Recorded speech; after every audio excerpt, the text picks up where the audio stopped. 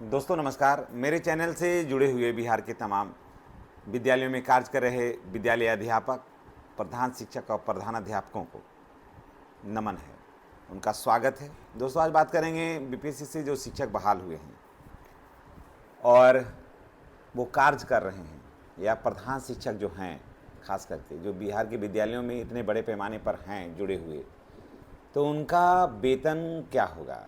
क्या वेतन ऐसे ही रहेगा या बढ़ोतरी होगी? खास करके एचएम और हेड टीचर का क्या होगा उनका? कारण कि इतने परीक्षाओं के बाद वो इस पद पर आए हैं और उसके बाद इनका वेतन ना बढ़ना, इनको ग्रेड पे नहीं मिलना, ये बहुत ही दुख और दुर्भाग्य का विषय है। कारण कि ये लोग पूर्व में शिक्षक थे, उसके बाद ये लोग हेड टीचर बने, एचएम बने, लेकिन सिर्फ पद बदला, नाम बदला, लेकिन वेतन में कोई खास बढ़ोतरी नहीं हुई। जब लोगों को लगा कि इनका वेतन में कोई खास वृद्धि नहीं होगी, तो लोग चले गए हैं कोर्ट। मामला अब कोर्ट में है। सदन में भी कई मुद्दे पर चर्चा, कई मौके पर ऐसे इस पर चर्चा हुआ कि आखिर विद्यालय में जो प्रधान शिक्षक कार्य कर रहे हैं उनका वेतन क्या होगा, उनका मूल वेतन क्या होगा?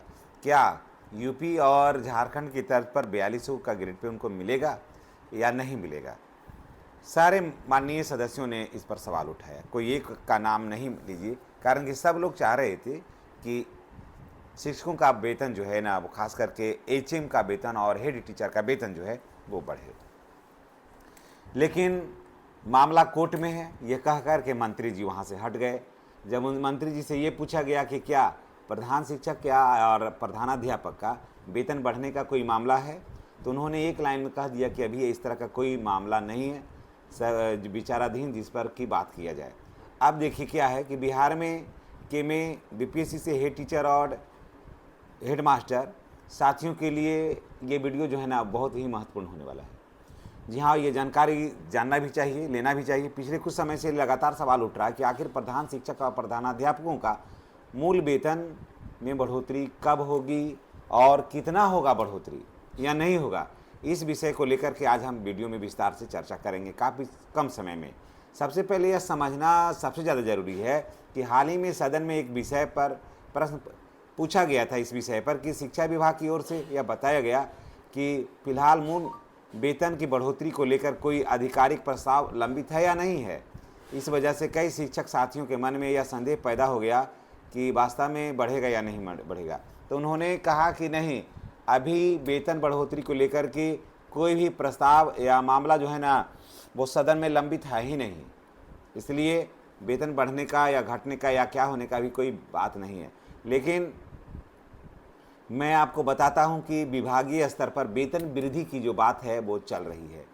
इसी बीच मामला कोर्ट में भी है दोस्तों, मामला चला गया है कोर्ट में, तो थोड़ा तो इंतज़ार आपको करना होगा। अब कोर्ट का इंतज़ार करने के बाद ही आगे की कोई निर्णय हो पाएगी। अब देखिए, सूत्रों के अनुसार हेडमास्टर का वेतन जो है वो मूल वेतन जो जिसको बोलिएगा वो लगभग 45,000 रुपया होना है और या होने वाला है।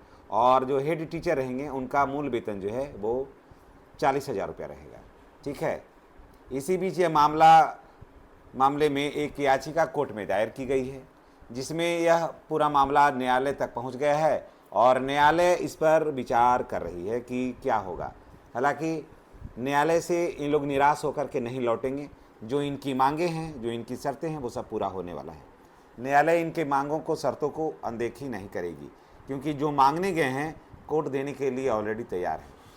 क्योंकि ये कुछ ज़्यादा नहीं मांगे हैं यही कि जितना नियोजित शिक्षकों को मिल रहा है, इनके साथ ही शिक्षकों को मिल रहा है, वो कम से कम दे दीजिए। यानी कि ये मांगने गए हैं पे प्रोटेक्शन, समझ गए, कि जितना मिल रहा था वो दीजिए, समझ गए। बस यही मांग है इनका कोर्ट में, और कोई भी मांग नहीं है।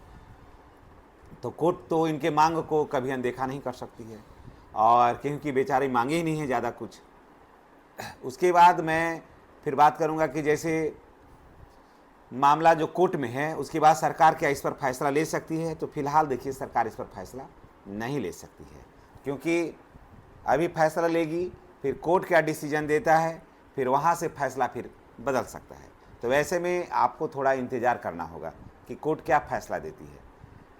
दोस्तों, एक और भी बात बता देता हूँ कि किसी भी कीमत पर कनिये से आपका वेतन तो कम नहीं होगा, वेतन तो रहना ही रहना, बढ़ के ही रहेगा। तो जब कोर्ट गए थे तो कुछ और भी बेहतर मांगते, है ना, बेहतर मांगते, तब उसका और सकारात्मक रिजल्ट होने की संभावना जो थी वो बढ़ जाती। लेकिन कोर्ट में जो मांगे वो तो ऑलरेडी उतना आपको मिलना ही था, तो इसलिए कोर्ट की बातों पर अब ज़्यादा वो क्या देगा वो तो कोर्ट पर निर्भर करता है। लेकिन जो मांगे हैं आप, जी हाँ, जिस चीज़ की आप मांग किए हैं उससे बढ़िया कोर्ट दे रहा है आपको फैसला। माननीय उच्च न्यायालय उससे बढ़िया दे रहा है आपको, आपके पक्ष में फैसला, यानी कि आपकी वेतन अच्छी हो जाएगी। जो आप नहीं मांग रहे थे वो मिलेगा, क्योंकि कोर्ट को पता है कि जो शिक्षक इनके अधीन काम करेंगे, जो शिक्षक के पद पर ये काम कर रहे थे, तो वो वेतन तो इनको मिलना ही मिलना चाहिए, भले इनको यही नहीं पता है कि ये किस लायक हैं। तभी तो कोर्ट में सिर्फ नियोजित शिक्षकों के समान वेतन मांगने गए थे, पे प्रोटेक्शन मांगने गए थे। तो जबकि ऑलरेडी पहले ही सरकार ये कह दी है कि किसी भी कीमत पर कनिये से बरिये का वेतन जो है वो कम नहीं होगा, तो फिर जब गए थे तो और कुछ मांगते। अब देखिए, दूसरी ओर वेतन संरक्षण को लेकर के भी अच्छी खबर आई है। कई जिलों से शिक्षा पदाधिकारी के स्तर से यह पत्र जारी किया गया है कि विशिष्ट शिक्षक की तरह ही प्रधान शिक्षक और प्रधानाध्यापक का वेतन संरक्षण का लाभ दिया जाए। इसका मतलब है कि अगर फिक्सेशन के आधार पर किसी का वेतन अधिक बनता है तो उसका एरियर भी दिया जाएगा। ये एक अच्छी खबर है कि आपका पे प्रोटेक्शन मिल ही जाएगा। तो जो भी एरियर है बनेगा, यानी कि अभी जैसे मानते हैं कि कम मिल रहा है वेतन और पे प्रोटेक्शन लागू हो जाएगा, तो उसमें फिर जो बाकी राशियां है, जो राशि है वो सारा कुछ एरियर के तौर पर आपको जोड़ करके मिल जाएगा। तो ये बहुत बड़ा आपको बेनिफिट होने वाला है। और उसके बाद एक और ही बड़ा सवाल है दोस्तों कि HM और HT का ट्रांसफ़र कब होगा, खास करके उन शिक्षकों को जो घर से 300 से 500 किलोमीटर की दूरी पर जिनका पोस्टिंग हो गया है।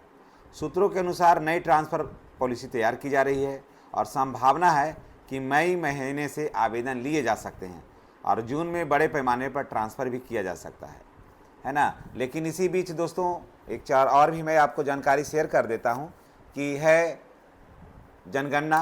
तो जनगणना में जो शिक्षकों का नाम रहेगा, जो शिक्षक जनगणना में शामिल रहेंगे, उनका ट्रांसफ़र जो है ना वो बाधित हो सकता है।